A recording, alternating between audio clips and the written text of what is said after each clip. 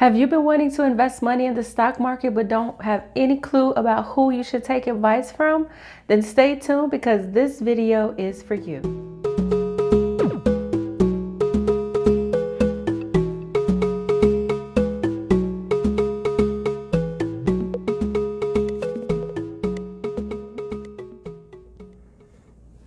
Hello everyone, welcome back to my channel. My name is Shante Moore. I am a certified financial educator and I teach people how money works. I have over 14 years of experience in working in the financial services industry and working with clients one-on-one to help them with all their financial goals. And I created this channel because people want to start bettering their finances. They want to do better with their money, but they just have no clue where to start or what to do. So that's why I created this channel, and that's what all my video topics will be about. So if you're new here and you are interested in that type of content, then please go ahead and click the subscribe button below. Make sure you also hit the notification bell so that you will be notified anytime that I upload a video. For today's video topic, I talk about this all the time on my channel, but I feel the need to continue addressing this over and over, which is 3 reasons why you should not take any type of any type of investment advice from people who are not professionals. So being that I'm a licensed financial professional, I have several credentials and licenses and certifications. I'm not going to talk about all those today, but when you're in an industry that's very highly regulated, such as mine, the financial services industry, the investment industry, the insurance industry, one thing about the work that I have to do is I have to maintain my credentials and continue taking ongoing education. And the last couple of days, the one thing I've been spending quite a bit of my time on was getting up to date and up to speed on some regulation that just took into effect June 30th, 2020, called Regulation Best Interests. Now, I'm not here to talk about the Regulation Best Interests. It's a whole lot of legal things and nothing that you guys should necessarily you should care about, but I'm not going to spend time on this video to talk about it. But one thing that it reminded me was that as a licensed financial professional, you know, when I'm dealing with people and their money, I have to know what I'm doing. I have to be an expert. I have to give them the best advice possible. I can't do things that will only benefit me. All of my recommendations, all of my advice have to be in the best interest of my clients, or I could be heavily penalized. I could even go to jail. I could lose my licenses. I could even be barred from even practicing helping clients with their money one-on-one. While I'm going through this training, I'm just thinking like, man, you know, all the time on social media, I hear these, I hear people quote unquote telling people how to invest their money. And I see so many people who take that blanket advice and try to apply it to their situation. The first thing is that everybody's situation is different.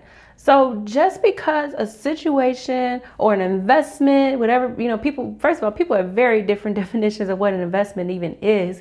But just because something works for someone does not mean that it will work for you. We all have different lives, which means we all have different incomes. We all have different budgets. We all have different expenses. We all have different family sizes. We all have different goals. We're all different ages. We all have different risk tolerances. We all have different time frames on how we need to work to achieve our financial goals.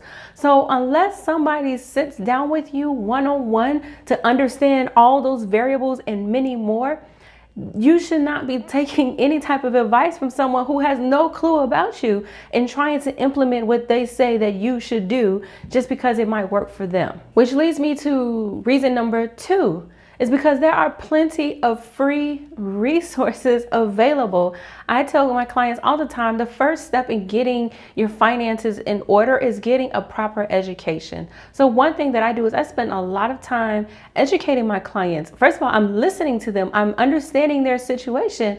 I'm understanding their goals. And then I'm educating them about strategies and potential financial solutions that could work for them. But they're getting educated first. And again, there are tons of resources out there. Now, I wouldn't recommend trying to Google everything that you want to learn about, but there are professionals like myself who are willing to sit down, have a quick conversation with someone and see how we could be a resource to you. Which leads me to my third tip. My third recommendation is don't try and do this stuff alone, especially when it comes to investments.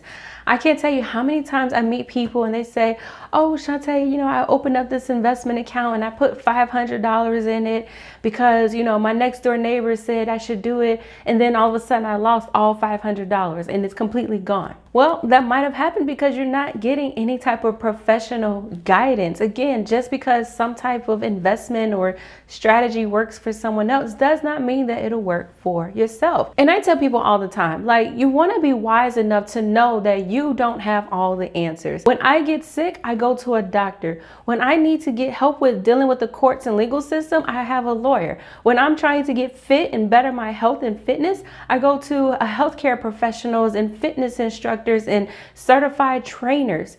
So my point is that when you need help with your finances, you should not try to figure that out alone. Go and find professional resources, people like me who are willing to help you and sit down and talk to you. When I work with my clients, the one thing I know is that they are just so relieved to have me as a resource. They are so relieved to say, hey, and pick up the phone and call me and say, hey, Shantae, I heard about XYZ investment. What is your idea on that?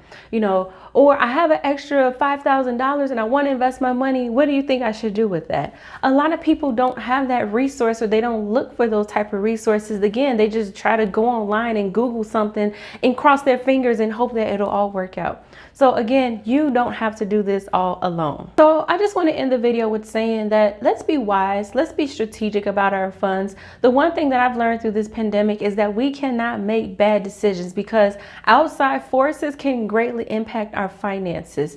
And I would just encourage you, one thing that I offer anyone who watches any of my videos here on YouTube is the opportunity to schedule a 30-minute phone call with me. So if you have a specific question or a topic or something that you're really interested in, you want my particular perspective and take on it, go ahead and click the link in the description box to sign up and with me and have that phone call. If you hung into the video this far, go ahead and put a comment down below and hit the like button and share it as well. So that's all I really want to share for now. I hope if anything, you just think twice about, do I need professional help? And if so, let's go ahead and just go out and seek professionals to work with, whether that's myself or anyone else. So until next time, I'll look forward to talking to you guys soon.